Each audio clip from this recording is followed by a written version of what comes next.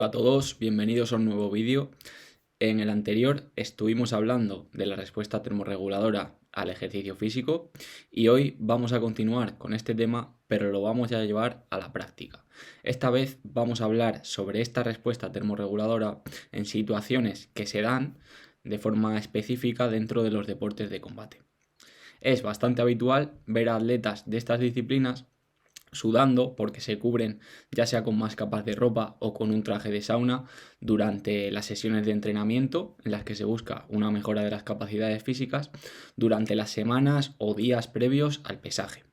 Este método, en el que el atleta busca inducir la sudoración durante la práctica del ejercicio físico, lo conocemos como sudoración activa. En este vídeo voy a explicar por qué este método, aunque puede ser efectivo en determinadas situaciones, no es tan efectivo o tan interesante como otros métodos y además puede poner en peligro la salud y el rendimiento de los atletas.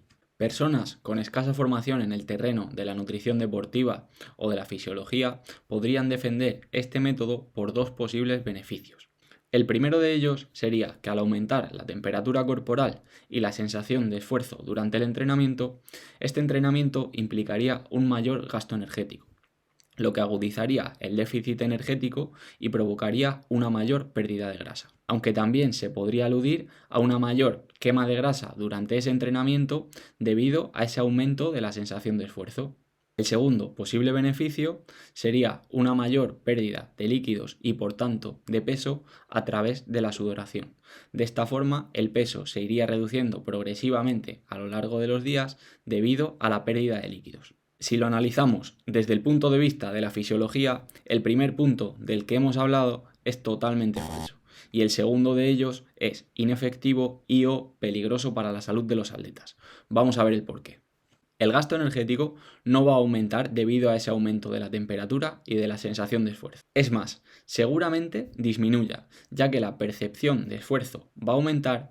Por lo tanto, el atleta va a perder rendimiento y va a conseguir esforzarse menos durante esa sesión. Y eso seguramente afecte negativamente a ese gasto energético. Debemos tener en cuenta que un mayor gasto energético durante la sesión de entrenamiento se dará si la intensidad de la sesión o la duración de esta son más altas y sin embargo elevar la temperatura corporal del atleta va a provocar que éstas deban reducirse debido a que la percepción del esfuerzo, como acabo de decir, será mucho mayor. Por lo tanto, esto va a ir asociado a una disminución del gasto energético durante ese entrenamiento. Además, tampoco se oxidará más grasa durante esa sesión de entrenamiento, ya que esto depende de otros factores como el tipo de dieta y la intensidad del ejercicio realizado. El segundo punto es mucho más complejo y son dos las opciones que pueden darse en este caso. La primera opción es que si el atleta repone adecuadamente los líquidos y los electrolitos perdidos durante el entrenamiento, este método será completamente inefectivo.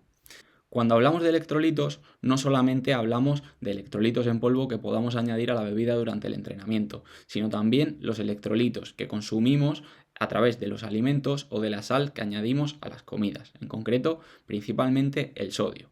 Entonces, si después de la sesión de entrenamiento reponemos los líquidos y los electrolitos que hemos perdido durante esta sesión, no disminuiremos el estado de hidratación y por lo tanto no habrá una pérdida de peso real.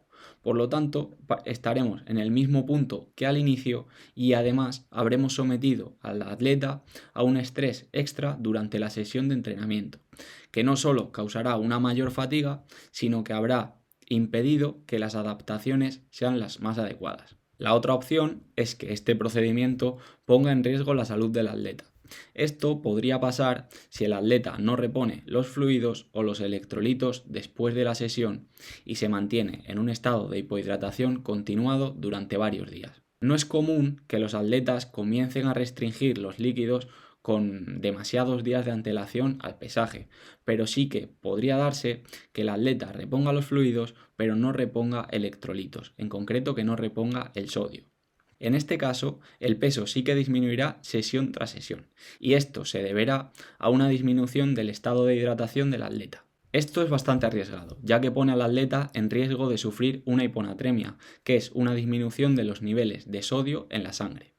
También este estado de hipohidratación sostenido en el tiempo provocará una disminución del rendimiento del atleta en estos días previos a la competición. Y por último, al irse deshidratando progresivamente, la pérdida de líquido a nivel intracelular será mayor y esto dificultará enormemente el proceso de rehidratación del atleta, que puede llegar a correr el riesgo de no estar completamente recuperado en el momento de la competición y sufrir las consecuencias de esto. Por tanto, al existir alternativas mucho más interesantes para el atleta, tanto a nivel de rendimiento como de seguridad para su propia salud, sería conveniente utilizar otro tipo de prácticas que no supongan estos riesgos. Por otra parte, también conviene que hablemos de la utilización de este método, es decir, de la sudoración activa, pero ya no en los días o semanas previos al pesaje, sino en las horas previas a este. En este caso, ya no hablamos de sesiones en las que se busca una mejora de las capacidades del atleta, sino que son sesiones específicamente planeadas para inducir la sudoración y provocar un estado de deshidratación o hipohidratación previa al pesaje. Y estas sesiones suelen realizarse en las 24 horas previas al pesaje. Como comentaba en el anterior vídeo, si estas pérdidas a través de la sudoración no superan el 2-3% del peso corporal del atleta, no supondrán un grave riesgo para el rendimiento o para la salud de este, siempre y cuando no exista una patología previa y además contemos con suficiente tiempo para la recuperación. Sin embargo, si se superan esas cifras, aumenta considerablemente el riesgo de sufrir un ataque cardíaco o un golpe de calor. Por lo tanto, no sería recomendable superarlas. Para que quede claro, entre el 2 y el 3% del peso corporal en un atleta de 70 kilos se corresponde con entre 1,4 y 2,1 kilos de peso. Por lo tanto, podríamos decir que utilizar la sudoración activa como una estrategia para provocar un estado de hipohidratación de forma aguda previamente al pesaje podría ser interesante si la pérdida de peso no va a ser superior al 2-3% del peso corporal del atleta. Estas cifras no deberían superarse en la mayoría de los casos, pero si en algún caso vamos a superarlas, se debería recurrir a otros métodos para inducir la sudoración que sean más seguros para el rendimiento y para la salud del atleta. Y por supuesto, el atleta debería dejarse guiar por un profesional de la salud.